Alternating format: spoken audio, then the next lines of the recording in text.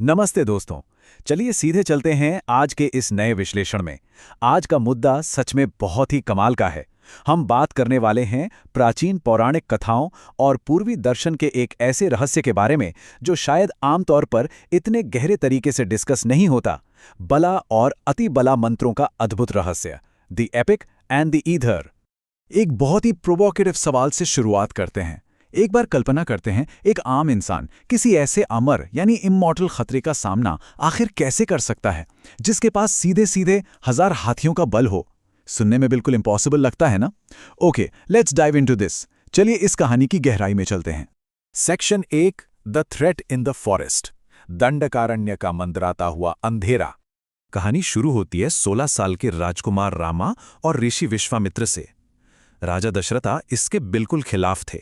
उन्हें थोड़ा डर था, लेकिन विश्वामित्र को अपने पवित्र यज्ञ की रक्षा के लिए रामा की सख्त जरूरत थी। अयोध्या छोड़ने से लेकर गुप्त मंत्रों प्राप्त करने, राक्षसी ताटका का वध करने और फिर पूरे 6 दिन के यज्ञ की पहरेदारी करने तक का ये जो क्रम है, ये दरअसल रामा के एक यंग प्रिंस से एक महायोद्धा और आध्यात्मिक रूप से मैच्योर होने का एक बहुत ही लॉजिकल सफर है। अब यहाँ एंट्री होती है तारका की। तारका दरअसल एक श्रापित यक्षी थी। उसका जन्म सुकेतु के यहाँ हुआ था और नेचुरली उसके पास 1000 हाथियों की विशाल ताकत थी। पर ऋषि अगस्त्य के एक श्राप ने इस ताकतवर यक्षी को एक बेहद खतरनाक आदमखोर राक्षसी में बदल दिया। ये एक बहुत ही दर्दनाक बैक स्टोरी है जिसने उसे उस जंगल का सबसे बड़ा खतरा बना दिया था। Section 2, the mothers of all knowledge. बचाव का सबसे बेहतरीन टूल किट।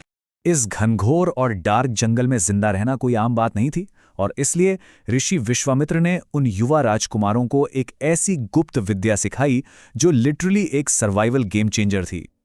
बला, जिसका सीधा सा ट्रांसलेशन है ताकत, और अति बला यानी एक्सट्रीम ताकत या कह लीजिए सुपर स्ट्रेंथ।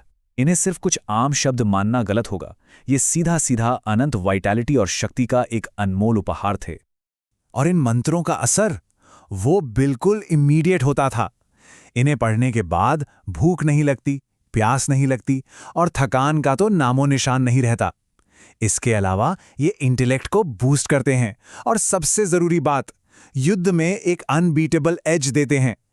एक युवा योद्धा जो पहली बार खतरे में कदम रख रहा हो, उसके लिए ऐसे फिजियोलॉजिकल बेनिफिट से बेहतर क्या ही हो सकता है।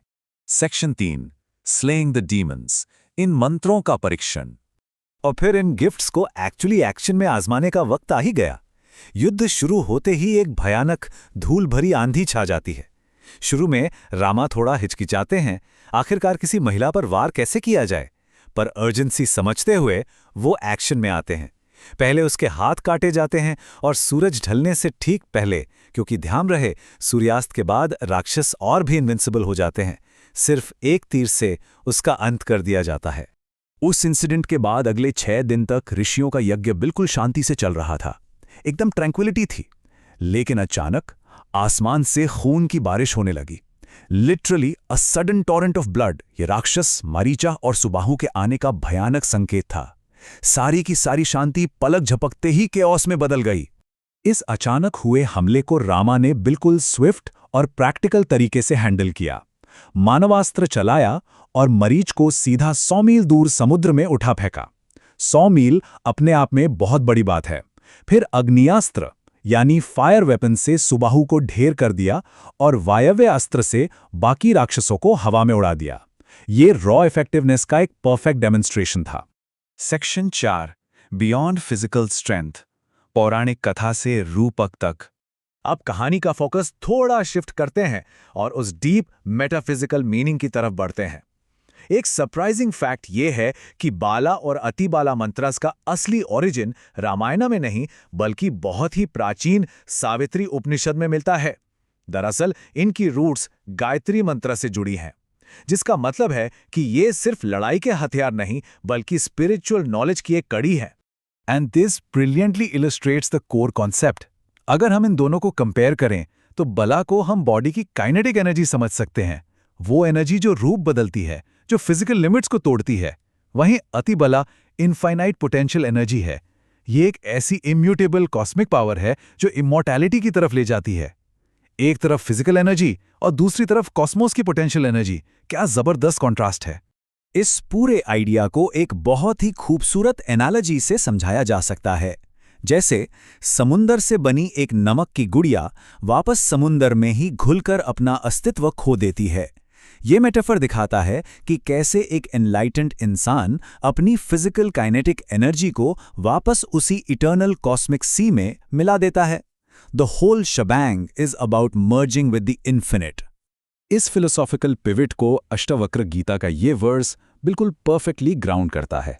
वो व्यक्ति दुर्लभ है जो खुद को इस दुनिया के अविभाजित स्वामी के रूप में जानता है, और जो ये जान लेता है उसे किसी भी चीज से डर नहीं लगता। असली ताकत फॉर श्योर सिर्फ राक्षसों को मारने में नहीं, बल्कि सेल्फ नॉलेज के जरिए डर से पूरी तरह मुक्त होने में है। तो इस सबसे एक बहुत बड़ा सवाल निकल कर आता है, क्या सबसे बड़ी लड़ाई वाकई उन बाहरी राक्षसों के खिलाफ लड़ी जाती है, या फिर अपने ही भीतर उस अनंत पोटेंशियल एनर्जी को पहचानने के लिए अंदर लड़ी जाती है? इस विश्लेषण से मिली इस थॉट प्रोवोकिंग बात पर गौर करना तो बनता है। आज की इस चर्चा में जुड़ने के लिए बहुत बहुत शुक्रिया।